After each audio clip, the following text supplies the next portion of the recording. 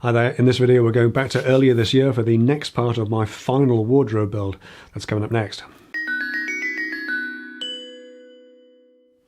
And welcome back. If you remember in part 2, and if you don't, there's a link downstairs, down below. In part 2, I'd completed the tricky angled end carcass, and we're picking this up again with the rest of the more straightforward carcasses. I'm using a mix of dominoes and Climax connectors on the double carcass as the front edge of the left-hand face will be seen, whereas the back edge is hidden in the alcove. In the past I've used pocket holes in this situation without too many issues, it's got to be said, but I've got the Lamello Zeta. The Climax fittings work really well, and their strength, 85 kilos per fitting, really does inspire a lot of confidence when you're moving the carcass around, especially soon after the initial fixing.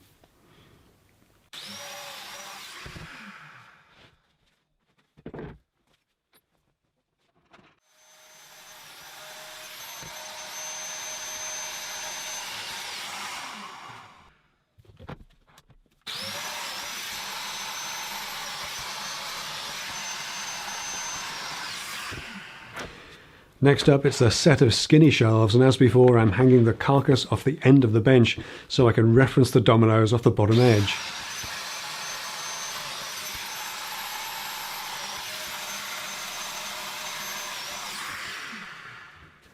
And then it's onto the top, base and fixed centre shelf, and note how I'm using a piece of scrap on the bench to bring the edge of the workpiece clear of the bench top, again, so that I can reference off that workpiece edge.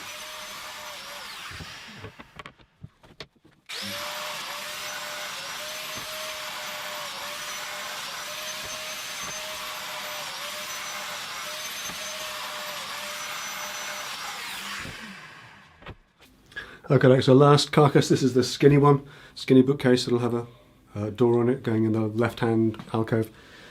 When you're doing a skinny one like this, you can actually get both sides in to do the centre dominoes for the fixed middle shelf. What I do is because obviously you still need to get the registration pins to register off the sides, so I just put a little sort of scrap of MDF in there as a spacer.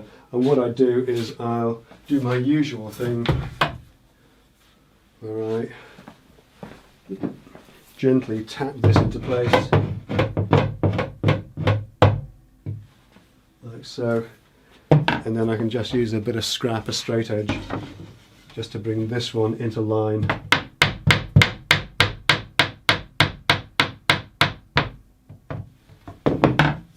So we know that they're both exactly in line, and then the centre shelf will line up with both sides. And I say there's a little piece in here as well, just a skinny little one to sit below the surface so it doesn't get in the way. But that is basically that. We are aligned, and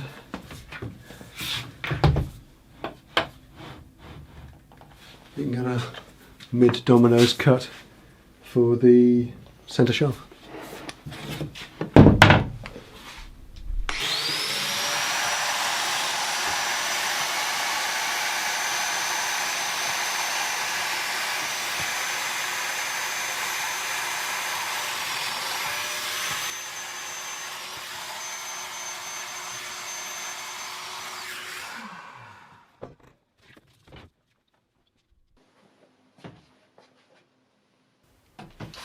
Here I'm just stapling a piece of scrap to the bench to keep the carcass tops in line while I drill the shelf pin holes, as I'll be bearing against the base of the carcass and I want them to stay put.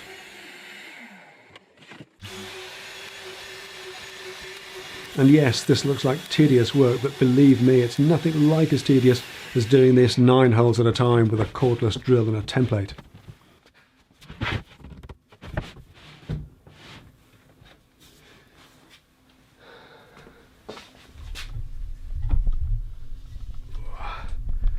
Okay, getting there. So right hand side of the double carcass, the bottom right needs shelf pins in here because there's going to be 3 adjustable shelves in there, and then there's a central divider.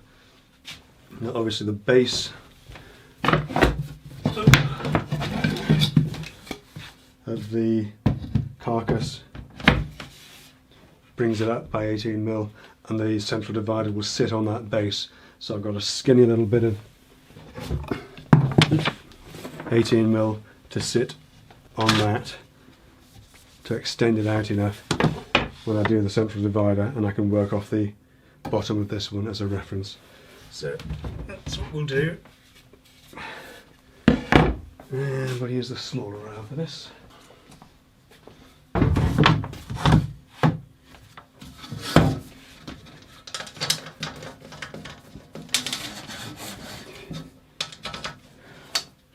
Again, if you're new here, you may not have seen these before. There's a link in the video description to a couple of videos where I talk more about these.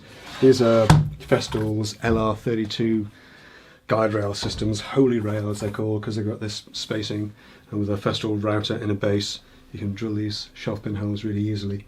Works very well, kind of an expensive thing. I didn't have them for a long time, but I'm glad I have them now, let's put it that way. Real time saver. So let's get these in place.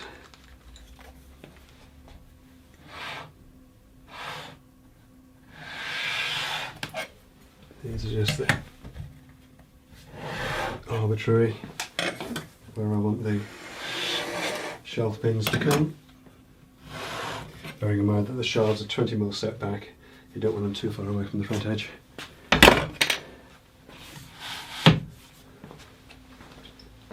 I'm using my little homemade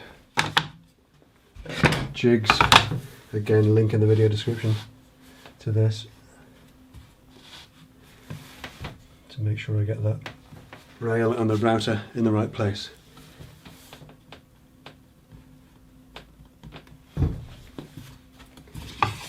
One last thing, just to mark roughly where we want to stop and start.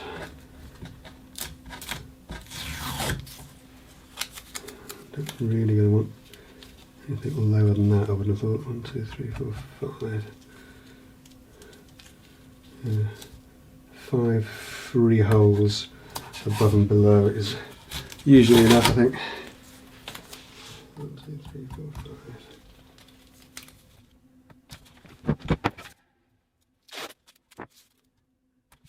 5. Again, that's just to mark the section where we're going to drill the holes, because it's surprisingly easy to overshoot if you're not careful.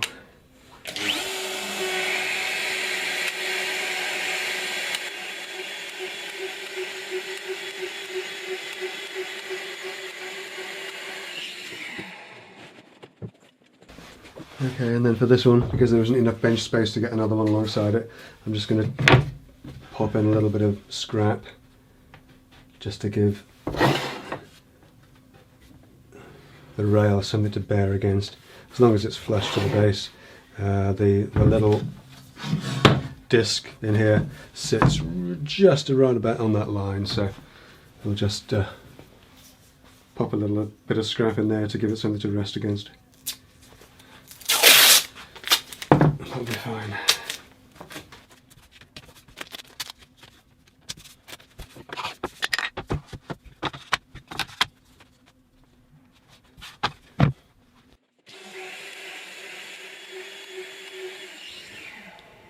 And with that side of the carcass done, I can move on to the central divider, using the piece of 18mm section I showed earlier to make sure that the spacing's right.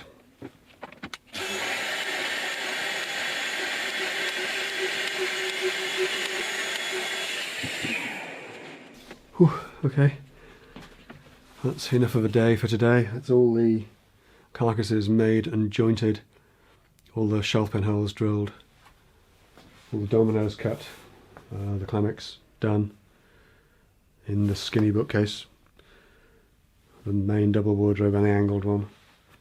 So we're all, kind of okay, which means I can get the shelves, I mean I can get the doors done tomorrow. I just realised I haven't trimmed the back of the angled one back. That's easy enough to do.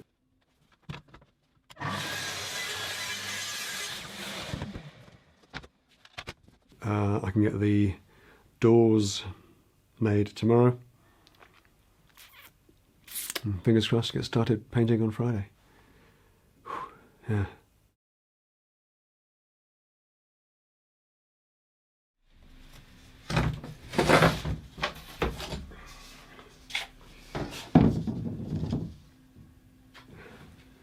Oh, okay. That's going to be quite a door, isn't it? Look a bit dark. Yeah, lighter. Yeah, that makes all the difference.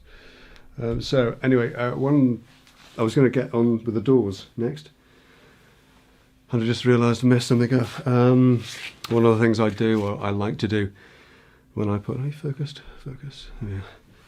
One of the things I like to do is to get the handles in and the middle, the centre bar in on the doors at the same height as the existing door handle, and I didn't check, so I'm just going to run back there in a sec, measure that height of the doorknobs so I can get these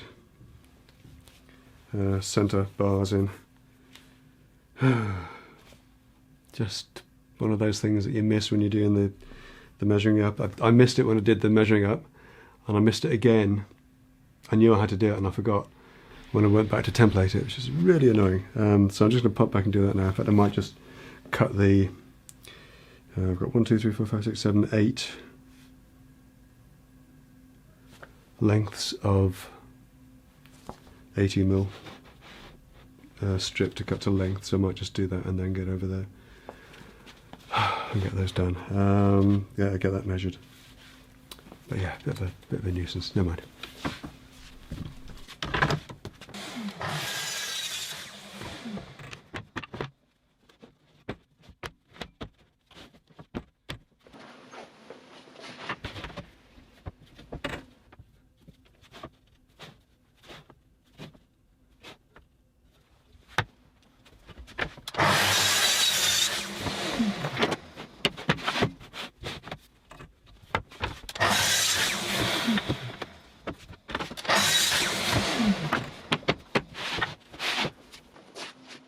Okay, so that took a little bit longer than planned. When I decided to run a few errands while I was out, took care of those, went round to the house to do the final measure up on the door handle height, paid for my parking and realised I didn't have the keys, so I had to sort of hot foot back here and then scurry back all within my parking slot and do a quick measure of that handle height, which turns out to work out really, really well. Whoops. Anyway, it turns out that the handle height works out really well for us. It's almost exactly dead centre of this rail. So again, I was deliberating what to do at this corner, whether to keep on straight or whether to mitre the two of them together. I'm actually just going to keep it straight, and I've cut the other one to fit, and then I can keep this as the centre line, and we'll have a rail right on the centre there. Angled doors are pretty fiddly, I'm discovering, because obviously this one has now been cut to fit and it works out pretty nicely.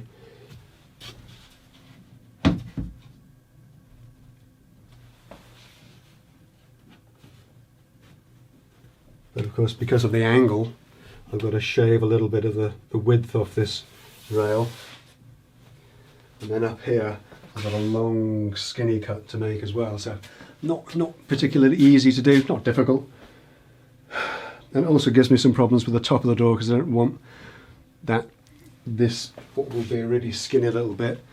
There's not much meat to it, so I think what I'm going to do is fit a top rail, even though it's not really for show, but it's just to take off that skinny little triangle of corner there, and then I think that'll make me happier, just in case it gets knocked or I don't know what might happen to it. But I just don't want. Give me a square. Not a square when you need it. Yeah. I just don't particularly want the MDF of the door ending in that sort of angle there. It's just potentially asking for trouble, I think. So I'd rather end it in something like that and we butt the top rail against it. So that's what I'm going to do anyway. So starting with the really skinny cut up here, and then we'll cut them both back at the same time to give that straight cut for the top rail.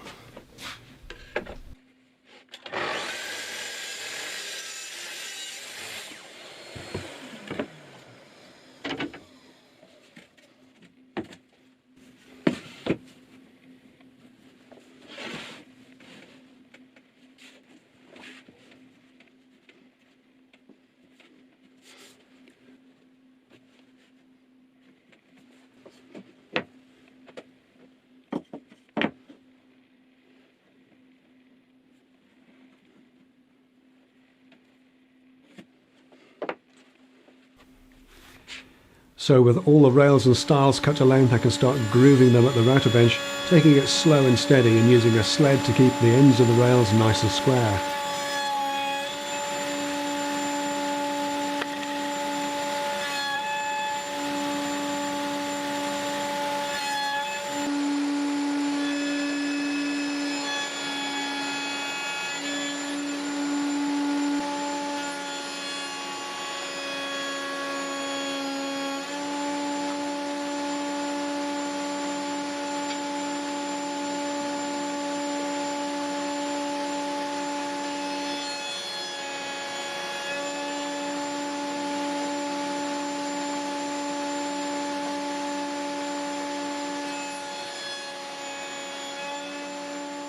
And I'm going to leave it there for now. Be sure to join me in part 4 when we'll get the rest of the doors done, and who knows, maybe get stuck into some painting as well.